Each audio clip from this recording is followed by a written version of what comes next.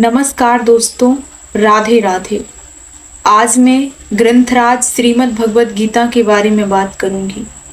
भगवत गीता एक ऐसा ग्रंथ जिसे भगवान कृष्ण ने अपने मुख से कहा था। कुछ लोग ऐसा मानते हैं कि भगवत गीता जो है वो सिर्फ उन लोगों के लिए है जो संत बन चुके हैं, जो गृहस्थ को त्याग चुके हैं, जो साधु बन चुके हैं।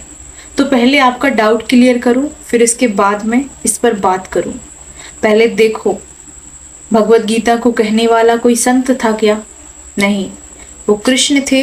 वो क्षत्रिय धर्म में जन्मे थे। उन्होंने पैदा होते ही राक्षसों का वध करना शुरू कर दिया था। दूसरी बात, भगवत गीता को सुनने वाला अर्जुन संत था क्या? नहीं, वो एक कर्मयोगी थे, वो एक योद्धा थे। तीसरी बात, भगवत गीता किसी आश्रम में सुनाई गई? नहीं, भगवत गीता कर्म भूमि में सुनाई गई, रणभूमि में सुनाई गई, कुरुक्षेत्र में सुनाई गई। अब आपको समझ में आ गया होगा कि भगवत गीता किसके लिए है। तो चलो, अगर ये समझ में आ गया है तो अब ये समझते हैं कि भगवत गीता में क्या है। ये पहला अध्याय है। मैं लेकिन हर एक अध्याय पर विस्तार से चर्चा करने की कोशिश करूंगी। मैं संस्कृत में नहीं बताऊंगी, मैं केवल हिंदी में उसका अर्थ समझाऊंगी। पहली बात, जब धृतराष्ट्र संजय से पूछते हैं कि धर्म भूमि कुरुक्षेत्र में एकत्रित युद्ध की इच्छा वाले मेरे और पांडु के पुत्रों ने क्या किया, तब संजय कहता है कि जो राजा दुर्योधन हैं, उन्होंने व्यूह रचनाकार युक्त सेना का संचालन किया है। यहाँ पहले अध्याय में केवल योद्धाओं का वर्णन किया गया है कि किसकी सेना में सबसे ताकतवर कौन है, कौन सी सेना को कौन लीड कर रहा है। ये सारी चीजें पहले अध्याय में बताई गई हैं। और अर्जुन का शोक जो होता है वो पहले अध्याय में ही शुरू होता है। मैं केवल इसका अर्थ समझाने का प्रयास करूंगी, इसका सारांश समझाने का प्रयास करूंगी। यहाँ तक तो ठीक था कि सारा संवाद चलता है। जैसे ही अर्जुन कृष्ण से कहते हैं कि हे केशव, मेरा रथ दोनों सेनाओं के बीच में खड़ा करो, भगवान कहते हैं ठीक है, जो आज्ञा। क्योंकि उस समय भगवान अर्जुन के सारथी थे, यानी कि ड्राइवर थे। भगवान की महत्व देखो आप, भगवान का बड़प्पन देखो कि एक भगवान होकर भी अपने सेवक के लिए क्या बन गए। अब भगवान कहते हैं जो आज्ञा, और अपने रथ को दोनों सेनाओं के बीच में खड़ा कर देते हैं। अब यहाँ तक तो ठीक था नजारा। जैसे ही अर्जुन ने अपनों को देखा, अचानक से सोचो, अचानक से अर्जुन का हृदय परिवर्तित हो जाता है। अर्जुन का गांडीव छूट जाता है। अर्जुन के हाथ कांपने लगते हैं। अर्जुन रोते हुए भगवान से हाथ जोड़ के कहते हैं कि हे प्रभु, मैं युद्ध नहीं करूंगा। मैं इन्हें मार कर न तो स्वर्ग का सुख चाहता हूँ, न धरती का ऐश्वर्य चाहता हूँ। भिक्षा का अन्न खा लूंगा, मगर इनका वध नहीं करूंगा। अर्जुन इस तरह की बातें करने लगे। लेकिन ये बात सोचने वाली है कि एक योद्धा जिसने 13 साल तक तपस्या की, युद्ध करने के लिए इतना संघर्ष किया कि मैं इनसे युद्ध करूंगा, वो इंसान अचानक से अपना मन कैसे बदल सकता है। हो है वही जो राम रचि राखा। भगवान की खुद की इच्छा थी कि अर्जुन का हृदय परिवर्तित हो। अर्जुन के मन में मोह उत्पन्न किया, फिर अर्जुन को ज्ञान दिया और अर्जुन से युद्ध करवाया। ये केशव की चाल थी, ये माधव की कोई साजिश थी, क्योंकि अर्जुन के माध्यम से पूरे संसार को भगवत गीता रूपी अमृत जो देना था। अब भगवान कृष्ण समझाते हैं कि हे अर्जुन, तू किसके लिए शोक करता है?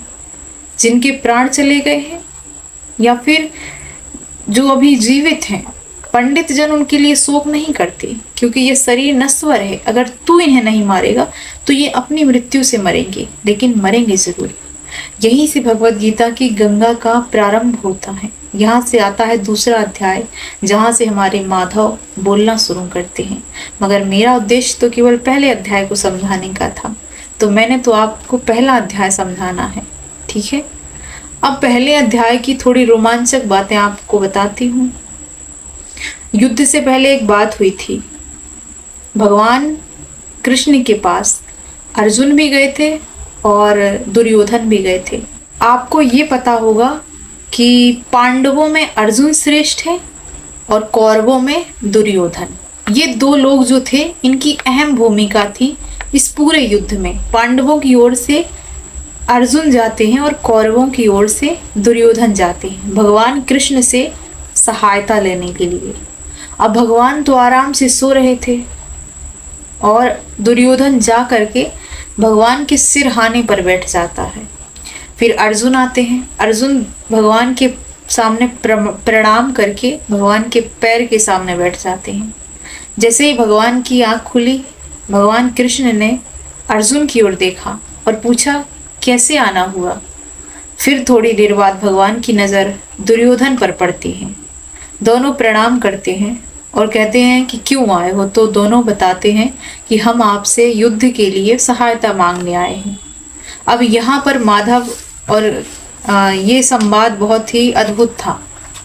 अब अर्जुन कहते हैं कि भगवान कहते हैं मेरी नज़र तो पहले अर्जुन पे पड़ी है, इसलिए मैं अर्जुन से पूछूंगा कि अर्जुन तुम क्या चाहते हो। भगवान की एक शर्त होती है। भगवान कहते हैं एक और मेरी सेना रहेगी, एक और मैं अकेला रहूंगा। तुम चाहो तो मुझे मांग सकते हो या फिर मेरी सेना को, मगर मैं युद्ध नहीं करूंगा। अर्जुन कहते हैं कि हे माधव, मुझे तो केवल आप ही चाहिए, बस आप काफी हो मेरे लिए।